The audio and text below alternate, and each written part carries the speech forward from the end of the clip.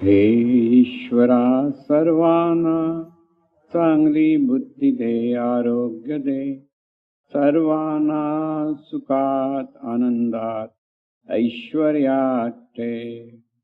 सर्वांचं भलं कर, कल्याण कर, रक्षण कर आणि तुझे गोड नाम मुखात अखंड राहू दे. सद्गुरुनाथ महाराज की जय. सद्गुरु पै माऊली मातोश्री यांना प्रथम कृतज्ञपूर्वक वंदन. आणि आपण सर्व सद्भक्त सत्श्रोते हो, आपणा सर्वांना आदरपूर्वक नमस्कार. आजचा जो प्रश्न आपण चिंतनाला घेणार आहोत ते म्हणजे बद्ध आणि मुक्त असे जे दोन प्रकार आहेत मानवी जीवनामध्ये, ते त्या दोघंही जन्ममरणात गुंतलेल्या की जन्ममरणाच्या तावडीतून सुटतात का, असा तो प्रश्न आहे. आता महत्वाचा मुद्दा एक लक्षात घ्यायचा, जन्म आणि मरण म्हणजे नेमकं काय.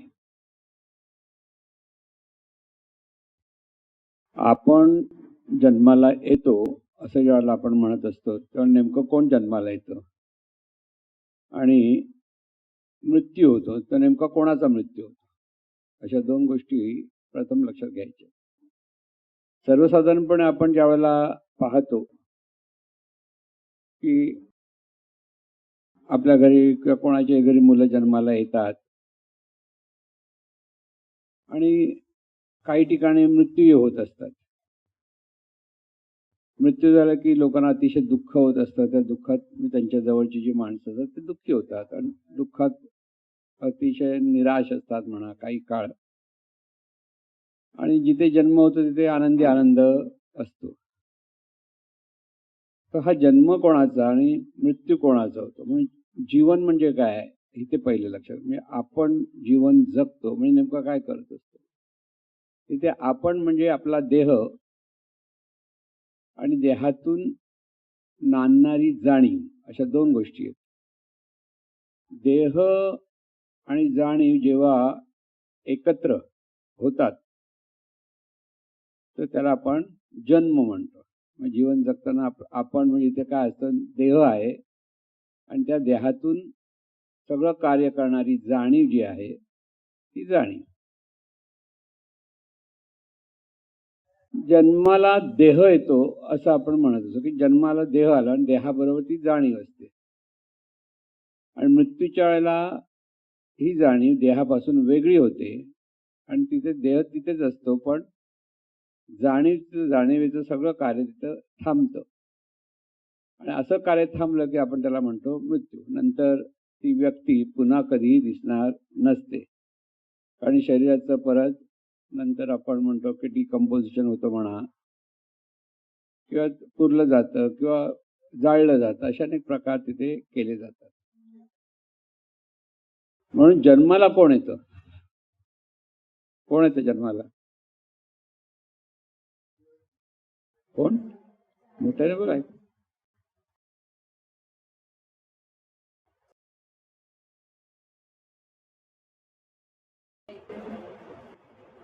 चैतन्यात असतंच नेहमी. जन्माला येते ती व्यक्ती जन्माला येते. व्यक्ती ती जन्माला येते. एखादं मूल आहे ते पुढे व्यक्ती होते, त्याला नाव दिलं, मग तिचं व्यक्तिमत्व वाढतं आणि ती व्यक्ती असते. आणि मृत्यू होतो कोणाचा होतो, व्यक्तीचा मृत्यू होतो. शरीर तिथेच असतं पण शरीराकडनं कार्य थांबतं, म्हणजे जाणीवेचं कार्य थांबतं. म्हणून जाणीव अधिक शरीर इज इक्वल टू व्यक्ती. माणूस म्हणजे काय, व्यक्ती आहे. सगळे प्राणी मात्र सुद्धा व्यक्ती आहे. जी जाणीव अदृश्य आहे ती जाणीव तिथे देहाच्या द्वारे व्यक्त होते, म्हणून तिला व्यक्ती म्हणतात. तर ही जी व्यक्ती आहे म्हणजे आपण प्रत्येक जण व्यक्ती आहोत. व्यक्ती आहोत म्हणजे आपला देह आहे आणि देहाबरोबर ह्या जाणीवेचं कार्य चालू आहे.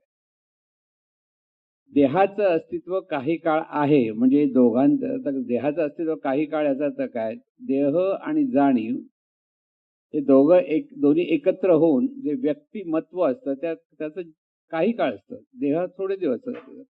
अगदी आपण खूप म्हटलं तर 100 वर्ष किंवा 110 वर्ष.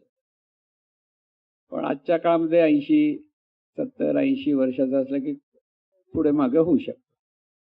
तर हे जे व्यक्तिकरण किंवा व्यक्तिमत्व आहे, त्या व्यक्तिमत्वाचा लय होतो, म्हणजे ते त्याला मृत्यू म्हणतात. कळलं? म्हणून हे जीवन जगत असताना मुक्त आणि बद्ध असे 2 प्रकार ह्या व्यक्तीचे आहेत. व्यक्तीच्या म्हणजे जाणीव अधिक शरीर म्हणून जी व्यक्ती आहे तीच आहे. सगळं जीवन एका बाजूने हे जाणीवेचं आहे, पण देहाशिवाय तिला जीवन जगता येणार नाही म्हणून शरीराचं पण आहे. म्हणून इथे गोंधळ होतो. मृत्यू म्हटलं की काय म्हणायचं? तर दोन्ही मिळून एक होतं. त्याला ज्याला आपण नेहमीच्या भाषेत चिज्जड ग्रंथी म्हणतो. म्हणजे जाणीव अधिक शरीर त्याला म्हणतात आणि गाठ. दोघांची गाठ पडली त्याला म्हणतात जीवन. आणि हे चिज्जड ग्रंथी म्हणजेच ही जाणीव ह्या शरीरातून कार्यरत असताना सहजपणे सर्वसाधारणपणे ही जाणीव स्वतःला हे शरीर म्हणजे मी असं त्या जाणीवेच्या ठिकाणी भाव असतो आणि त्या भावामुळे ती देहभावातून जीवन जगते. हे देहभावातून जीवन जगते म्हणजे ती देहाशी इतकी बांधली गेलेली असते की देहाशिवाय आपलं जीवनच नाही असं तिला वाटतं आणि त्यालाच बद्ध म्हणतात. बद्ध म्हणजे काय? देहभावातून आपण सर्वसाधारण जे जीवन जगतो आहोत ते बद्धाचं जीवन आहे. बद्ध म्हणजे बांधलेले. दुसरा अर्थ तिथे अज्ञानातून गेला. म्हणजे देह मी म्हटलं की तिथे अज्ञान आहे, ज्ञान नाहीये. देह मी म्हणजे स्वतःला आपण देह समजतो, म्हणजे ती देह समजतो ही कल्पना करतो आणि कल्पना म्हणजे अज्ञान आहे. म्हणून मी जीव ऐसा संकल्प करिता गेले कल्प, म्हणून प्राणी झाला अल्प देहबुद्धीचा. देहबुद्धी कुठून आली? की तिथे कल्पना केली. कोणी केली? ही जी जाणीव शरीराच्या द्वारे कार्यरत तिने कल्पना केली की शरीर म्हणजे मी आणि शरीर हे मी म्हटल्यानंतर जसं जसं ही जाणीव म्हणजे आता हे शरीर मोठं होतं, जसं जाणीवेला जसं इतर बाबतीत ज्ञान व्हायला लागलं ते सगळं जीवन देहभावातूनच चाललेलं असतं. म्हणजे अगदी ती जाणीव डॉक्टर झाली, इंजिनियर झाली किंवा आणखी खूप काही शिकली, विद्वान झाली, तरी हे सगळे लोक बद्ध आहेत. बद्ध का? कारण स्वतःला शरीर आहे असं समजतात, त्यालाच म्हटलं बद्ध. म्हणजे बद्धाचा सरळ अर्थ आपण सगळे जोपर्यंत मी म्हटल्यानंतर शरीर म्हणजे मी असं समजतो. आता बघा सकाळी उठल्यानंतर काय बघतो? उठले जागा जर शरीराला बघून म्हणतो ना, की दुसरा कोण समोरचा उठला, अरे उठला, शरीर हल्लं त्याचं. हे सगळे जर जीवन आपलं चाललं ते बद्ध होऊन जीवन जगतो. म्हणजे मी शरीर या देहभावातून जगातली बहुतांशी लोक म्हणजे तसं बघायला तर 99.99% लोक बद्ध आहेत. फक्त 0.1% मुक्त आहेत. म्हणजे ते मुक्त कशामुळे आणि बद्ध कशामुळे हे कळलं पाहिजे. अज्ञानामुळे मी देह या कल्पनेतून मी आणि माझं तिथे सुरू झालं. किंबहुना लहानपणापासून आपण जसं मुलांना शिकवतो, मी आणि माझं बोलायला शिकवतो. कारण डोळे कुठे आहेत बाबा? बाळ डोळे मिचकावून दाखवतं, हा तुझे डोळे आहे. कोणाचे डोळे? माझे डोळे. असं जे होतं की नाही, अख्खं जे खेळतो आपण मुलांची ते त्यांचं ते असतं, ते नाव देऊन सगळं करून. त्यामुळे नावासाठी मी म्हटलं की नाव, मग त्या नावाबरोबर आलेली जात, त्याच्याबरोबर आलेला धर्म, त्याबरोबर आणखीन काही पंथ किंवा नंतर आलेलं जे शिक्षण, ह्या सगळ्या ज्यावेळेला आपण पाहतो तेव्हा तो हा बद्धपणाचा तो भोपळा तयार झालेला आहे. म्हणजे आपल्याला आपल्या जातीचा अभिमान, धर्माचा अभिमान, स्वतःच्या रूपाचा अभिमान, शिक्षणाचा अभिमान, गावचा अभिमान, बघा ना सगळं बद्ध म्हणजे काय? आता ह्यापैकी तुम्हाला किती गोष्टीचा अभिमान आहे असं जर तुम्ही स्वतः बघितलं की आपण बद्ध की मुक्त हे कळेल. बरोबर ना. म्हणून जिथे माझं माझं माझं हे सगळं सुरू होतं तिथे ते बद्धाचं जीवन असल्यामुळे अशा बद्ध माणसाला मृत्यूची सगळ्यात जास्त मोठी भीती आहे. आपण मरणार म्हटलं की पोटामध्ये गोळा येतो. कळलं ना. आणि मृत्यू म्हणजे नेमकं काही न कळल्यामुळे मृत्यू म्हणजे वाईट गोष्ट आहे असाही एक समज समाजामध्ये. मृत्यू म्हणजे भयंकर गोष्ट आहे, वाईट गोष्ट आहे किंवा जीवनामधला शाप आहे असंही बऱ्याच वेळेला समजलं जातं. त्यामुळे बद्ध म्हटला की बद्धांच्या ठिकाणी मृत्यू म्हटलं की भीती आहे. म्हणजे दुसऱ्यांच्या मृत्यूची भीती नाही, स्वतःच्या मृत्यूची भीती आहे. कळलं. दुसरा मिळतो अरे हो गेला गेला पण तू पण जाणार आहेस हे माहित नाही त्याला. कळलं की नाही. महाराज नेहमी म्हणायचे कधी कोण गेलं आणि काही म्हणतो अरे अरे गेला गेला म्हणून तर महाराज अरे अरे गेला गेला काय तू पण जाणार आहेस, तो पहिला गेला तू मागून जाणार आहेस.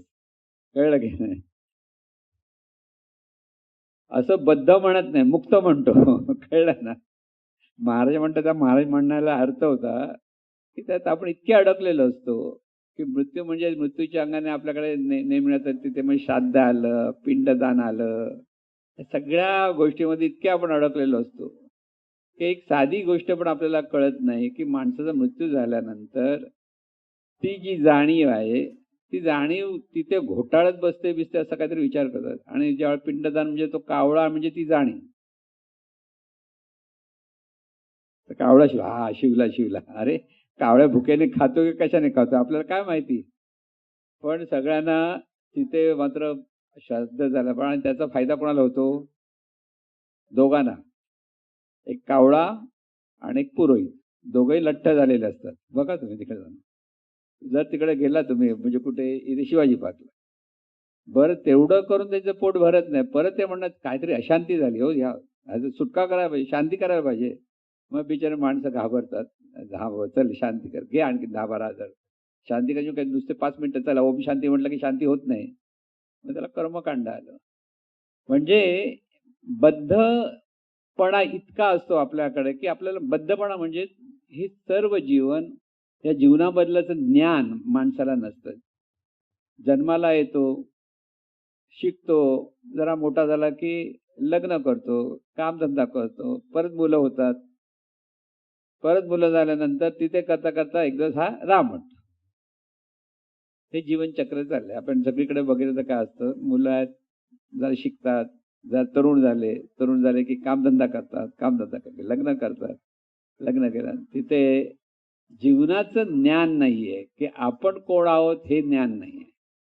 आणि त्यामुळे हे सगळं जीवन बद्धपणातून माणसं जगतात आणि त्या बद्धपणामध्ये भीतीपोटी जास्त जन्म. आता भीती उपास सोडता कामा नये होतं की नाही. महाराज किती वर्षापूर्वी झाला रे उपास करून देव भेटत नाही. महाराजांचं वाक्य आहे. उपास करून नाही भेटत, तपास करून देव भेटतो. तपास करा. देवाचा तपास करता करता देवाची अनुभूती येते. पण उपास करून आता बरं वाटतं, कल्पनेतून बरं वाटतं की आपण खूप काहीतरी चांगलं केलं असं वाटतं. पण उपास करून किती लोकांना विठ्ठल भेटला असं कोणी येऊन दाखवा की मी उपास केला आणि विठ्ठल समोर येऊन बसला.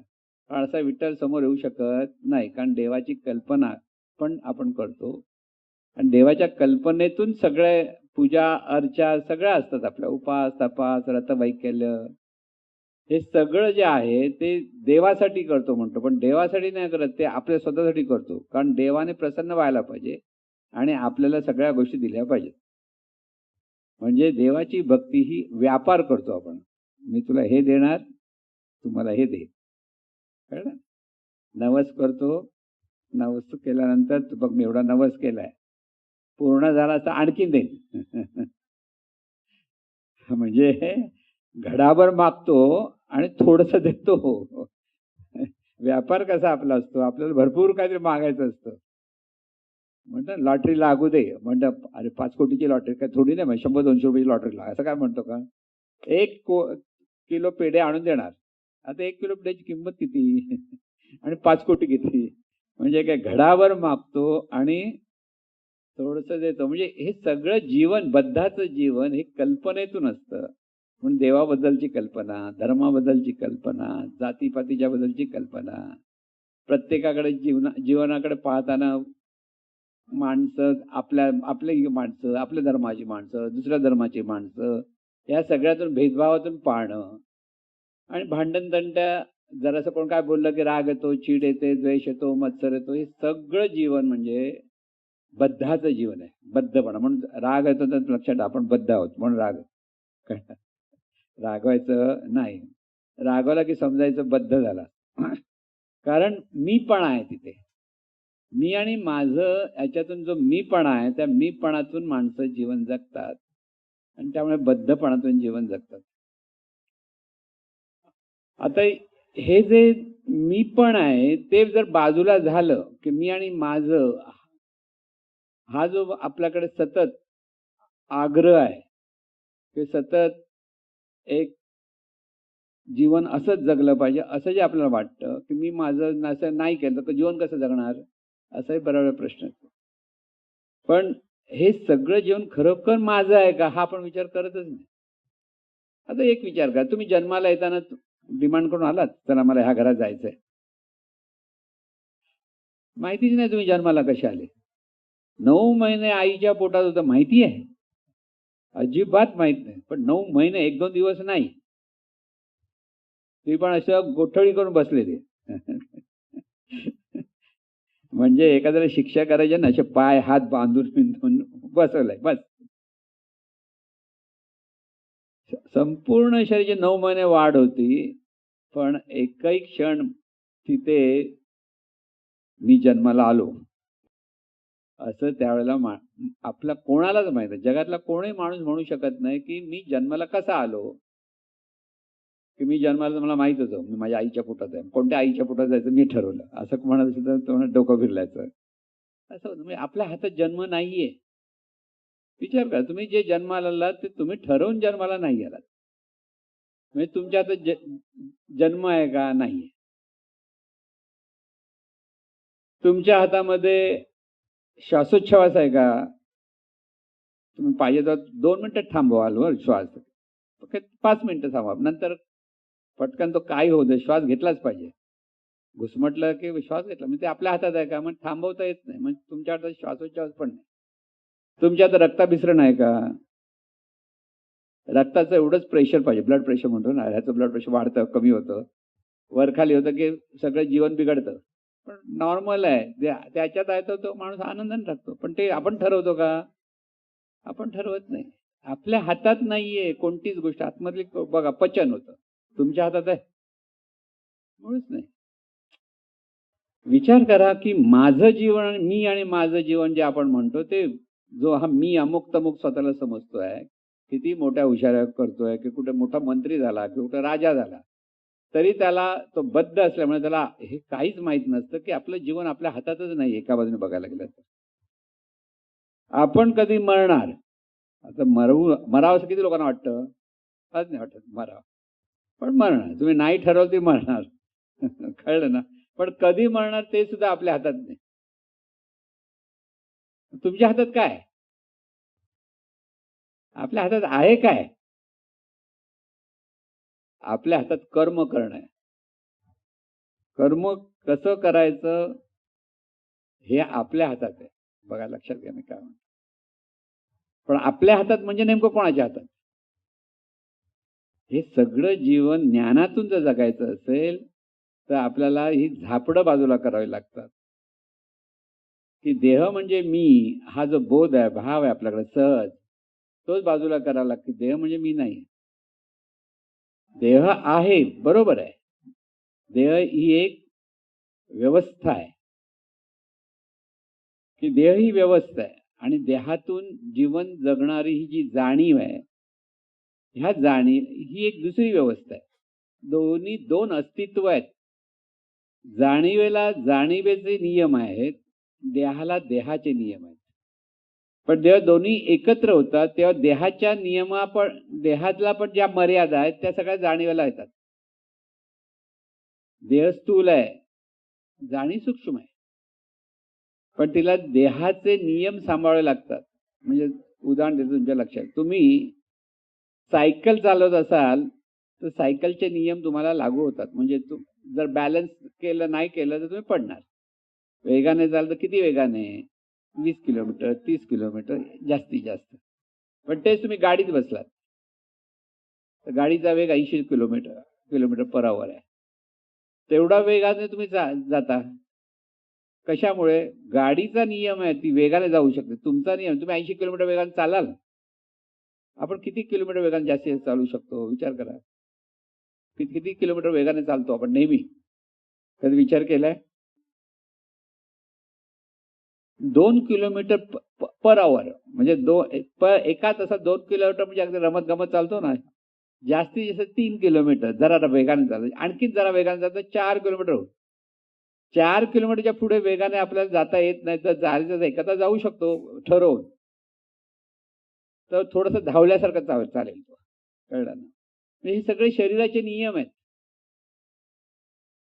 पण हे जे शरीराचे नियम आहेत, हे नियम ह्या जाणीवेला लागू होतात. म्हणजे जर तुम्ही विमानात बसला तर आकाशात उडू शकता. गाडी का आकाशात उडत नाही, पण आकाशात उडणं हा विमानाचा मर्यादा आहेत. ते विमानाच्या मर्यादा आहेत, ते तुम्हाला आपोआप लागू होतात. म्हणजे ज्याच्यातून आपला प्रवास चालतो तिथेच त्याच्यातून आपलं सगळं जीवन चाललेलं असतं. म्हणजे शरीराच्या द्वारे ही जाणीवेचं जीवन चाललेलं आहे. शरीर हे काही काळासाठी आहे. म्हटलं ना 100 वर्ष खूप झाले किंवा 110, 15 काही. आता तुम्ही ठरवलं मला 120 वर्ष जगू शकाल, नाही असं नाही. पण ठणठणीत जगत असेल तर बरे. नाही 4 माणसं अशी धरून कशाला जीवन जगायला पाहिजे? कळलं की नाही? लक्षात घ्या, कधी पण जीवनाकडे पाहताना आपण कसं पाहायचं हे लक्षात आलं पाहिजे. हे सगळं जीवन जाणीवेचंच आहे.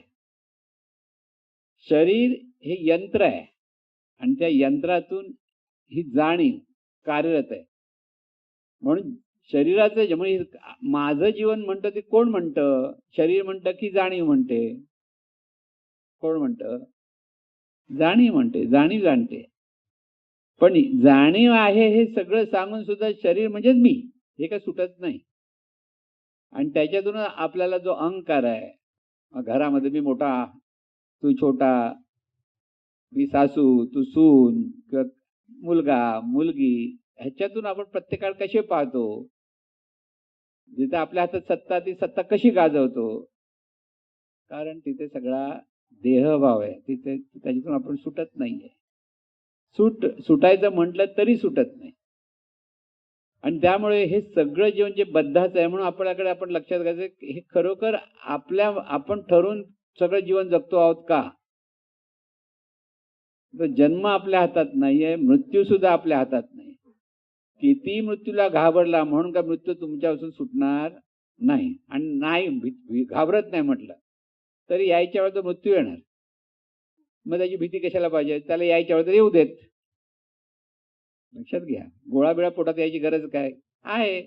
हा नियम आहे, सृष्टीचा नियम आहे, निसर्गाचा नियम आहे.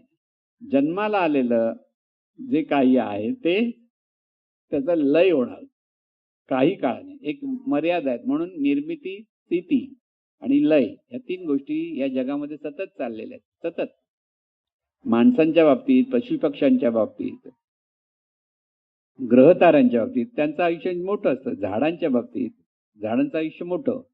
म्हणजे तिथे जसे जसे नियम आहेत त्या नियमाप्रमाणे प्रत्येकाचं जीवन चाललेलं आहे. म्हणून हे सगळं जीवन जे चाललेलं आहे ते मी जीवन जगतो असं जर आपल्याला वाटत असेल की माझ्यामुळे सगळं चाललेलं आहे असं जर वाटत असेल तर ते बद्धपणाचं लक्षण आहे. म्हणजे बद्ध म्हणजे दुसऱ्या बाजूने त्याला म्हणतात मूर्खपणाचं लक्षण. दुसऱ्या बाजूने अगदीच काहीच कळत नाही, आपण आपल्या हुशारा करतो. तुम्हाला तुमच्या हातात सत्ता आली की वाटेल असे गाजवता, असं जे आपण पाहतो समाजात अनेक लोक. म्हणून आपलं जीवन आपल्या हातात नाही हे जेव्हा माणसाला कळतं तेव्हा त्याला ज्ञानाची ओढ लागते. बघा, ज्यावेळेला काही संकट येतात, दुःखदायक घटना घडतात, आपल्याला समजत नाही काय करावं. खूप काही घटना भरपूर दुःखदायक घडतात माणसाच्या मनात. अगदी जवळचा माणूस जातो, असं काहीतरी होतं, त्यावेळेला एकदम घाबरल्यासारखं होतं. आता काय करायचं? आपलं जीवन कसं जगायचं? हा कॉन्फिडन्स निघून जातो. जेव्हा विचार करणारा माणूस पण त्यावेळेला संकट ज्यावेळेला येतो तेव्हा घाबरतो. मग त्यावेळेला आधार कोणाचा मिळतो? त्यावेळेला त्यांना वाटतं देवाचा आधार घ्यायला पाहिजे. पण देवच जन्मभर देव म्हणजे काही न कळल्यामुळे तिथे देवाची कल्पना करून तो आधार शोधायचा प्रयत्न करत असतो आपण, एवढंच असतं. म्हणून जीवन हे निर्भयपणे जगता आलं पाहिजे. ज्ञानी माणूस निर्भयपणे जीवन जगतो म्हणून त्याला मुक्त म्हणतात. त्याला जन्म मरणाची भीती नाहीये. जन्म मरण त्याला सुद्धा आहे. कारण देहात आता जे व्यक्त होतात निसर्गाचा नियम आहे. जो जन्माला आहे ना तो एक दिवस त्याला हे विघटन होणारच आहे आणि तिथे त्याचा मृत्यू हा आहे. श्री प्रभू रामचंद्रांना पण मृत्यू होता. आपण म्हणतो श्री प्रभू रामचंद्र देव असं आपण म्हणतो की नाही. त्यांनाही जन्म होता. त्यांनाही शरोई नदीमध्ये त्यांचं जीवनाचा लय झाला. श्रीकृष्णाला जन्म होता. त्यांचाही वनामध्ये लय झाला. पण ते ज्ञानातून त्यांनी सगळं जीवन जगले आणि सर्वसाधारण माणूस हे बद्धपणातून जीवन जगले. म्हणजे जीवन कसं जगायचं हे आपल्या हातात आहे. कसं जगायचं म्हणजे कर्म कसं करायचं. ज्ञानातून कर्म करता आलं पाहिजे. प्रत्येक कृती ही कोण करतं ह्या भावातून जर हे कळलं बरोबर, हे कृती कोणामुळे होते हे कळलं पाहिजे. कारण हे सगळं जीवन परमेश्वराचं आहे. माझं म्हणतो आपण ते परमेश्वराचं म्हणजे अगदी शास्त्रशुद्ध भाषेत म्हणायचं असेल तर हे सगळं जीवन चैतन्य स्वरूपाचं आहे. परमेश्वर म्हणजे व्यक्ती नाहीये, मूर्ती नाहीये की नुसती शक्ती पण नाहीये. पण ह्या तीन गोष्टीमध्ये माणसं खूप अडकतात आणि तिथे परत त्यांच्या जीवनामध्ये गुंता निर्माण होतो की ते नवस करणं किंवा कर्मकांड करणं, उपास तपास करणं, रतवैकल्य करणं. त्याला शास्त्रामध्ये मोठं मोठं काही काही दाखवलेलं आहे. पण शांतपणे विचार करा. उपास तपास रतवैकल्य करण्यातून जीवनातले प्रश्न किती सुटले. आपल्याला प्रश्न आहे. आपल्याला उपास कधी कोणाकडे गेला. पूर्वीच्या काळी असा कोणते भटजी बसायचे आणि म्हणायला भाऊ ही अडचण आहे काय करू. 16 सोमवार करा. आहे ना पूर्वी सांगितलं. कोण 16 सोमवार करा किंवा गुरुवार करा हे करा आणि माणसं तशी करायची. आता 16 सोमवार केले तर काय ते प्रॉब्लेम सॉल्व्ह नाही झाला. मग तिथं काय ते चुकले तुमचं. परत 16 सोमवार करा.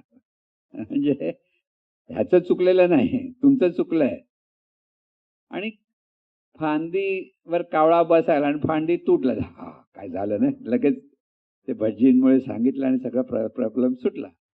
असं जे आपल्याला वाटतं तेव्हा ह्याचा तो फायदा आपल्या देशावर बाहेरून येणाऱ्या लोकांनी घेतला. पहिला त्याने प्रहार कुठे केला. देवाच्या मूर्तीवर केला. बाहेरून आलेल्या लोकांनी. त्यांना देवाची तशी मूर्तीमध्ये देव नाहीये ही त्यांची कल्पना. त्यांची कल्पना आणखी वेगळी. ते पुढे ज्ञानी होते असं नाही. पण तुमचा देव तुम्हाला वाचवायला येत नाही. देवळं तुटली, हे तुटली. कोणता देव बाहेर आला का परत तलवार घेऊन? नाही. तरी पण आपल्याला त्या डोक्यात शिरत नव्हते. आपल्या वेळेला गोव्याला ज्या वेळेला पोर्तुगीज आले त्यावेळेला तिथेही सगळे कितीतरी देवळ आहेत. गोवामध्ये खूप देवळ आहेत तशी बघायला. सगळे भक्ती मार्गाचे. सगळ्यांनी आपले देव कुठे लपवले. विहिरीत लपवले, लपून ठेवले कुठेतरी. अरे देवाने प्रगट व्हायचं आपल्याला समजायला की आपण त्याला वाचवायचं. लक्षात घ्या. आपल्याला म्हणजे कधी कधी हसण्यासारखी वाटते गोष्ट असं जर विचारलं. पण आपण विचारच करत नाही. आपण देवाची पूजा का करतो. देवाने आपल्याला सांभाळलं पाहिजे. देवामुळे सगळं होतं. ही कल्पना आहे बरं. पण देव म्हणजे काय. मूर्ती म्हणजे देव आहे का. नाही. मूर्ती अशी प्रगट झालं का. सिनेमामध्ये प्रगट होते. चित्रामध्ये सिनेमामध्ये कितीतरी वेळ देवी अशी ढाण बाहेर आली. लगेच तिचे प्रकाश हातातून बाहेर पडले आणि काय सगळं वाचवून टाकलं. आपण तेच डोक्यात धरून बसलेलो आहे. म्हणून म्हटलं ना पिक्चर मधले आता ह्या पिक्चर बनवणारे कोण आहेत. तेही बद्ध. त्या बद्धाच्या कल्पनेतून सगळं निर्माण झालं. आपण बघणारे बद्ध. आणखीन आपण म्हणजे तुकाराम अरे विमानातून गेला. आपण पण विमानातून जाणार. मरणार नाही. वाटत ना आपल्याला. आपल्याला ह्या गोष्टीतून मुक्त व्हायचं असेल तर आपलं जीवन म्हणजे काय आहे आणि सगळं जीवन चैतन्य स्वरूपाचं जी निर्मिती आहे त्याच्यातून सगळं होतं. अनंत स्वरूप चैतन्य हाच देव आहे. स्पष्ट लक्षात घ्या एक एक गोष्ट. निर्गुण निराकार स्वरूप आहे ते. निर्गुण निराकार स्वरूप म्हणजे नेमकं काय असा प्रश्न येतो ना. तुम्ही गाढ झोपता म्हणजे काय, तेच निर्गुण निराकार स्वरूप. त्याला उत्तर दुसरं वर्णन करायची गरज नाही. आपण जेव्हा गाढ झोपतो तर आपण कुठे असतो, कुठे असतो तेच कळत नाही, पण असतो. नसतो असं कसं म्हणणार. गाढ झोपेत एकदा गेला एखादा तर त्याची वेगळी गोष्ट, पण परत उठतो ना. पण तेवढ्या 2 तास आपली जी गाढ झोप असते मध्ये 2 तास असते आणि त्याच्यानंतर परत आपली झोप स्वप्नावस्था किंवा अशी अशी बदलते. म्हणजे असं का आपण नुसतं गाढ झोपेत नसतो. कधी कधी स्वप्नावस्था असते, जराशी जाग आल्यासारखी वाटते, कधी कधी वरच्या आणखीन वरच्या की आपण झोपलो असं वाटत नाही, पण झोपलेलोच असतो, पण आपला आराम नाही मिळाला असं आपण बऱ्याच वेळा म्हणतो. ते ह्या सगळ्या अवस्था आहेत. पण ती जी गाढ झोप आहे ती निर्गुण निराकार स्वरूपाचं बोध व्हायचा असेल. परमेश्वर कसा आहे, गाढ झोपेतला असं. गाढ झोप म्हणजे तिथे काहीही कळत नाही, पण तिथे तरी पण आपण असतो हे जसं आपल्याला वाटतं, तसं ते चैतन्य स्वरूपाच्या बाबतीत काही रूप दिसत नाही, रंग दिसत नाही, गंध दिसत नाही, काही दिसत नाही. आणि म्हणून परमेश्वराला आपण पाहू शकत नाही ह्या डोळ्यांनी. पहिलं लक्षात घेता आलं. परमेश्वराला पाहतो आपण म्हणजे नेमकं काय करायचं, कसं पाहायचं असं बऱ्याच वेळा वाटतं ना. म्हणजे आता भक्तिभावाने किती तुम्ही विठोबाची पूजा केली, अगदी पंढरपूरच्या विठोबाला जाऊन पाय धरले तरी पंढरपूरचा विठोबा म्हणणार नाही, बाळा उठ चल आता मी तुझ्याबरोबर येतो. असं कधी झालंय का? नाही होणार. कारण निसर्गाचे नियम लक्षात ठेवा. परमेश्वरातून म्हणजे चैतन्य स्वरूपातून हे सगळं विश्व निर्माण झालेलं आहे. सगळं विश्व, ग्रह तारे, अगदी धूमकेतू पासून जे जे काय आपण पाहतो हे सगळं विश्व म्हणजे सगळं ब्रह्मांड ज्याला आपण म्हणतो. सूर्यमालिका आहेत, आकाशगंगा आहेत, सूर्य चंद्र असे आपण जे म्हणतो, ही सगळी व्यवस्था आहे. परमेश्वरातून जे जे निर्माण होतं ते विशिष्ट नियमाने कार्यरत असतं. जे जे निर्माण आहे म्हणजे सूर्य निर्माण झालं, सूर्याचं कार्य तेज देणं, प्रकाशनं. सूर्य स्वतःभोवती फिरत असतो, स्वतःभोवती फिरतो. त्याच्याभोवती जे ग्रह तारे आहेत ते सूर्याभोवती फिरतात. ते बरोबर त्याच्या मागे त्यांचा वेग, त्यांचं डिस्टन्स सगळं बरोबर परफेक्ट. कोण बघतं? अगदी तुम्ही आता शास्त्रज्ञ दुर्बिणीने बघून बरोबर सांगता हा वेगाने चाललाय. केवढ्या वेगाने आल्यानंतर चंद्र आणि मंगळ जवळ येणार, चंद्र आणि सूर्य जवळ येणार, मग कधी ग्रहण होतं, कधी ग्रहण होत नाही. हे सगळे नियम आहेत. जे ह्या निर्मितीचे नियम आहेत. म्हणजे जसं ब्रह्मांडामध्ये जसे नियम आहेत तसं पृथ्वीवर असलेल्या वनस्पती आली, पशुपक्षी आले, कीटक आले, सगळे जी जी निर्मिती आहे त्या त्या निर्मितीच्या मागे काही नियम आहेत.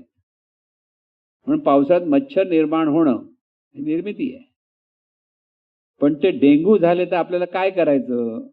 मग ते मच्छर होता का म्हणा, मच्छर होता का म्हणा, मग त्याची निर्मिती थांबण्यासाठी काय करायचं? पाणी साठवू नका. चिखल झालं, साठवलं किंवा तिथे औषधं टाका, म्हणजे निर्मिती थांबली. नियमाला छेद दिला की निर्मिती थांबते. नेहमी लक्षात ठेवा. म्हणजे इथे बघा, निर्मिती आता कुत्र्याच्या अंगावर गोचिड येते. किती घरातला कुत्रा किती रोज आंघोळ घातली त्याला तरी सुद्धा कुठेतरी एक येतेच. कशी येते? त्या देहातूनच निर्माण होते. तिथेच ती निर्मिती आहे त्या केसांमध्ये, याच्यामध्ये. किती स्वच्छ केलं म्हणजे नाही असं होऊ शकत नाही. म्हणजे प्रत्येक ठिकाणी ही जी निर्मिती आहे, आता तुम्ही फ्लॉवर आणलात आताच्या काळामध्ये पावसात, आतमध्ये अळी असते, असते की नाही? उघडता उघडता पटकन अशी बाहेर दिसते. कुठून आली? ते फ्लॉवर मधूनच. तिथेच निर्मिती आहे तिची, तिथेच तिचं जीवन आहे आणि तिथे तिचं लय आहे. प्रत्येक निर्मितीला लय. म्हणजे सगळीकडे पाहिलं तर जन्म आहे, काही काळ स्थिती आहे आणि काही काळ लय आहे. हे जीवनचक्र आहे. आता हे जीवनचक्र कुठून निर्माण झालं तर त्यालाच म्हणतात परमेश्वरी शक्तीतून ते निर्माण झालं किंवा चैतन्य स्वरूपातून ते निर्माण झालं. म्हणजे शास्त्र जीवनाचं समजलं पाहिजे. मुक्त कधी व्हाल, ज्ञान झालं तर मुक्त व्हाल. ह्या चैतन्य स्वरूपच शरीर रूपाने प्रगट आहे आणि चैतन्य स्वरूपच जाणीव रूपाने प्रगट आहे. दोन्ही गोष्टीकडे पाहता आलं पाहिजे आपल्याला. मग जीवन कोणाचं आहे? चैतन्य स्वरूप. शरीर चैतन्य स्वरूपात निर्माण झालं. जाणीव जिला म्हणतो ती सुद्धा चैतन्य, बाहेरून कुठे कोणी निर्माण केली नाही, कोण निर्माण करणारं दिसत नाही, पण निर्माण होते. हे जे होते ते सगळं देवाचं आहे. आणि करतो म्हटलं की ते मी आणि माझं असतं. कळलं?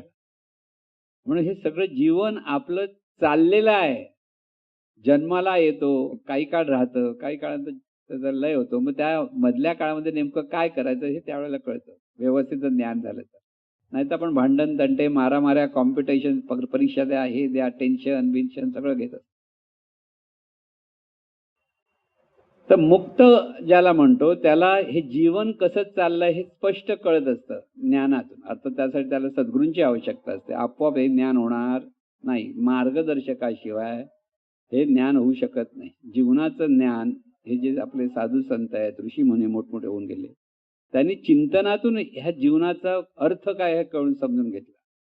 आणि त्यामुळे हे सगळं जीवन चैतन्य स्वरूपातून आहे हे स्पष्ट कळलं.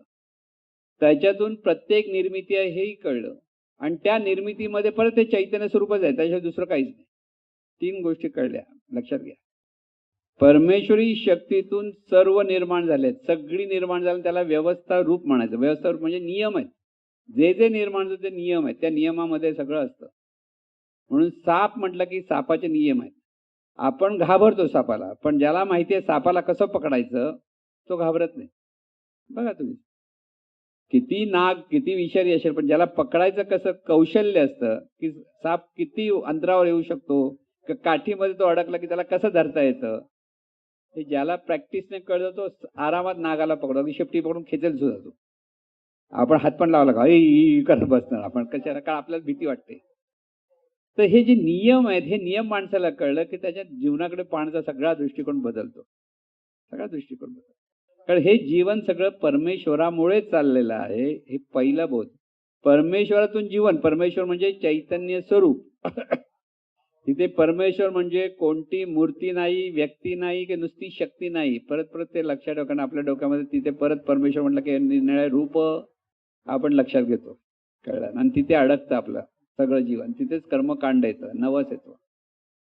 मग कुलदेवता वगैरे सगळं येतं ना. तुम्ही कुठेतरी जा, बाबा माझ्या जीवनात हे असं कठीण आहे, तो बघेल इकडे तुमच्याकडे बघेल, तुमच्याकडे बघेल. कुलदेवतेचा क्रोश झालाय. का? त्याला काय कुलदेवता म्हटलं की माणूस घाबरतो. ज्याला कुलदेवता माहित नाही, आजच्या मुलांना कुलदेवता वगैरे काय माहित नाही, तर कोण कुलदेवता म्हणेल तो, असा विचार लहान मुलांना. आता या मुलांना कुलदेवता, आपल्या पूर्वीच्या लोकांना कुलदेवता, ग्रामदेवता, वेळचा तो जागेवाला हे सगळं बरोबर माहिती असतं. मग तिथे जाताना महाराज एकदा म्हणाले, त्यांच्या मुलीचं लग्न झालं, गोव्याला सासूरवाडी ना ती. आता महाराज तिथे गेले, तो सासरे बुवा त्यांचे व्याही म्हणतो ना मुलाचे, नात्यातलेच होते खरे ते. मग त्याने गाव, हा जागेवाला इथे नारळ ठेवा, हा वेतोबा इथे नारळ ठेवा. महाराज म्हणाले नारळ ठेवून ठेवून कंटाळलो मी. त्यांची श्रद्धा, त्यांच्या भावना दुकान, कारण मुलगी दिली ना त्यांच्या घरामध्ये, नाही कसं म्हणायचं. आता ह्यांना माहिती काहीच नाही ह्याच्यात, पण तरी पण कधी कधी ज्ञानाला सुद्धा त्या लोकांच्या ह्याच्यात असला की तसं वागावं लागतं. कळलं? कशाला नाराज करायला जा, नारळ ठेवला काय फरक पडतो आपल्याला, नाही असलं ठेवलं आठव. पण त्यांना मात्र माहिती, जागेवाला ठेवलं, कुलदेवतेला ठेवलं, ह्याला ठेवलं, त्याला ठेवलं, प्रत्येकाला नमस्कार केला. गावी गेले कुलदेवता आपल्याकडे असते, ग्रामदेवता असते, ते जाऊन नमस्कार केलाच पाहिजे. असतं ना सगळं. लग्न ठरलं घरचं, कधी जात नाही, गावी जायला पाहिजे. का? पत्रिका दिल्याशिवाय पुढे लग्न होत नाही पूर्वीच्या काळी. आताच्या काळी कोणाच विचार नाही. आता लग्न करून मोकळे होतात उलट. दोघांचं जमलं की लग्न करून मोकळं, मग नंतर आई बाबांना सांगणं आम्ही लग्न केलं म्हणून. काळ बदलला. आता हे चूक हे बरोबर नंतर विचार करू. पण माझं जीवन आणि माझ्या मनासारखं मी जीवन जगलं पाहिजे, हे प्रत्येक माणसाला तसं वाटतं. आणि ते आपल्या नियम समजून घेत नाही. आताची मुलं हुशार आहेत म्हटलं तरी तुम्ही बघा, ऑफिसमध्ये आजकाल जाताना या मुली सिगरेट पिताना बघता तुम्ही. अरे एवढं सिगरेटमुळे आपल्या शरीराला त्रास होतोय. शास्त्र सांगतात, सगळं कल्पना नाहीये. कॅन्सर होतो इथपर्यंत त्या फोटो बिटो काढून दाखवल्यात. त्या सिगरेटच्या पॅकेटवर फोटो पण असतात. पिऊ नये म्हणून, बघा सिगरेट पिऊ नका. तरी अगदी गादीवर पूर्वी गादीवर जाऊन सिगरेट कोण प्यायची? मवाली, त्याला म्हणायचे आपण मवाली आहे काय. हळूहळू ते मवाली ही तरुण मुलं झाली. मग त्या मवाली म्हणतायत ना, आपलीच मुलं आहेत तिकडे म्हणून. नंतर नंतर ह्या मुली पण तिथे जायला लागल्या. सिगरेट गादीवर पिऊन मस्त की पितात. जिथे ऑफिसेस आहेत ना, तुम्ही आमच्या लोअर परेलला तर मोठमोठी ऑफिसेस आहेत, कॉर्पोरेट म्हणतात त्याला. तिथे ही हुशार मुलं आहेत, बुद्धू मुलं नाहीत. म्हणजे त्यांच्या करिअरच्या दृष्टीने खूप पैसा कमवण्याची त्यांची जिद्द आहे. ही मुलं व्यसनाच्या अधीन होतात का? म्हणजे इथे त्यांना ज्ञानी कसं म्हणायचं की आपल्या शरीराची हानी आपणच करतो. हे समजून सुद्धा माणसं सुधरत नाही. त्यालाच म्हणतात बद्धपणा, की आपल्याला हे पचणारं नाही. आणि नुसतं आता सिगरेट पण थांबतात का? मग आता दारू प्यायला लागली. ही सगळी तरुण मंडळी कधी कधी अशा पद्धतीने वाईट मार्गाला जायला लागली, कारण हा बद्धपणाचं लक्षण आहे. त्याच्यातून आता आणखीन नुसतं दारू पण ती सॉफ्ट झाली, सिगरेट पण सॉफ्ट आहे, त्याशिवाय आणखीन प्रगती. म्हणजे गर्द प्यायला लागले. त्या गर्दचे पण नाही निरनिराळे प्रकार आले. म्हणजे हे सगळं जीवन आपण कसं आपल्या जीवनातून बर्बाद करतो, हे जर आपल्याला लक्षात यायला लागलं तर तिथे आपला बद्धपणा, म्हणून इथून मुक्त व्हायचंय. ह्या सगळ्यातून मुक्त व्हायला पाहिजे. जे योग्य आहे तेच आपल्याला करता आलं पाहिजे. म्हणून नियम जीवनाचे जर समजले, शरीराचं आरोग्य आपल्याला समजून घ्यायचं असेल, सांभाळायचं असेल, तर शरीराचं आरोग्य सांभाळण्यासाठी आपण काय केलं पाहिजे हे आपल्याला समजलं पाहिजे.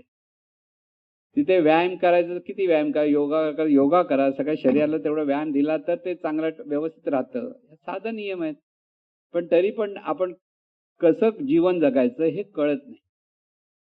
जो ज्ञानी असतो त्याला आपलं जीवन म्हणजे हे सगळं परमेश्वराचं जीवन आहे हे कळतं. आणि आपल्या जे बद्ध आहे त्याला वाटतं हे माझं जीवन आहे. ज्ञानी माणसाला जन्म आणि मृत्यू ही सगळी परमेश्वराची व्यवस्था आहे, म्हणून ते वाईट आणि चांगलं ह्याच्यात तो कधीच अडकत नाही. जेव्हा मृत्यू होईल त्यासाठी तो, जसं महाराज प्रवासाला जाताना आपण पेटी वेटी बांधतो की नाही, लगेज बिगेज बांधतो, तसा ज्ञानी माणूस नेहमी तयार असतो. चल म्हटलं की चला असं असतं. पण बद्ध माणूस चल म्हटलं नाही हो, थांबा थांबा थांबा, तर बद्धपणा असतो. कळलं? तिथे भीती असते. म्हणून भीतीतून मुक्त झालात तर ज्ञानी व्हाल. पण ज्ञानाशिवाय भीतीतून मुक्त होणार नाही, म्हणजे सिद्धी होणार नाही. म्हणून सद्गुरूंच्या मार्गदर्शनाखाली आपल्याला बद्धपणातून मुक्त व्हायचं आहे, त्यालाच मुक्त. आणि मुक्त झालेला माणूस सर्वांना मुक्त करण्याचा प्रयत्न करतो, हे नेहमी लक्षात आहे. बद्ध माणूस सर्वांना बद्ध करण्याचा प्रयत्न करतो, कर्मकांडात अडकवतो. हा असंच केलं पाहिजे, आपल्या पाठवड्याने काय उगीच केलंय असं. म्हणजे ह्या सगळ्यामध्ये आपण अडकलेलो असतो. म्हणून त्या सगळ्यातून आता वेळ कमी झालाय, मुक्तपणा अजून आपल्याला लक्षात घ्यायचं करा. पण मी आणि माझं सुटलं पाहिजे, सगळ्यात सोपं. मुक्त कोण? ज्याचं माझं माझं सुटेल तो मुक्त. आणि ते सुटतं का बघा. आपल्या घरात एक चमचा जरी कोणी चमचा बाहेर कोण घ्यायला, अरे आमचा चमचा दे परत आहे की नाही. सगळं कपडे घालतो आपण, आता बरेच दिवस घातले, कोणाला देऊया का? हा देऊया वाटतं, बरे दिसतात हो, कशाला द्यायला, परत बांधतो आणि परत ठेवतो. हे माझे पण आहे आपल्याकडे सगळीकडे, द्यायची पण इच्छा. म्हणजे आता वापरलं समाधान तृप्त, बरं वापरलं, भांडी वापरली, जाऊ द्या आता थोडं. एक छोटी बाटली पण नाही आपण सोडत, माझी बाटली आहे म्हणतो आपण. हे सगळं लक्षण आपण माझेपणात आपण अडकतो. हे माझेपणा जेव्हा अडकतो ना, तिथे गोंधळ होतो. म्हणून त्याच्यातून मुक्त व्हायचं आपल्याला. तर जीवनाचा खरा अर्थ समजेल की जगामध्ये हे सगळं जीवन परमेश्वराचं आहे, त्याचे नियम काय हे समजून घ्या, आणि त्या नियमाप्रमाणे जीवन जगायचं आहे, आणि तो आनंदाने जीवन जगायचं. तिथे बद्धपणात दुःख आहे, बद्धपणात निराशा आहे, बद्धपणामध्ये भांडण तंटे आहेत, वादविवाद आहेत, सगळं आहे. मुक्तपणामध्ये आनंदाने जीवन जगायचं आहे. जे आहे ते सगळं परमेश्वराचं आहे. हा भाव परमेश्वराचं म्हणजे परत लक्ष घ्या, चैतन्य स्वरूपाचं, आणि तेच चैतन्याचं जाणीव रूपाने प्रगट आहे. हे ज्ञान कळायला जरासं सद्गुरूंचं मार्गदर्शन घ्यावं लागतं.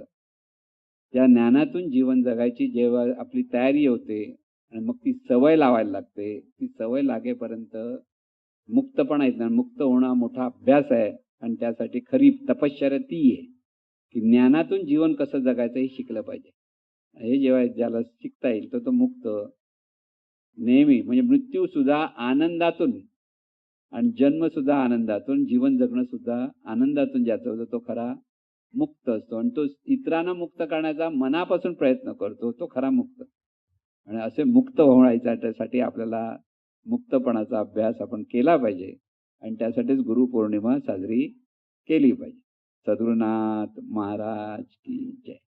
हे ईश्वरा सर्वांना चांगली बुद्धी दे, आरोग्य दे, सर्वांना सुखात आनंदात ऐश्वर्यात ठे. सर्वांचं भलं कर, कल्याण कर, रक्षण कर आणि तुझे गोड नाम मुखात खंड राहू. सद्गुरुनाथ महाराज.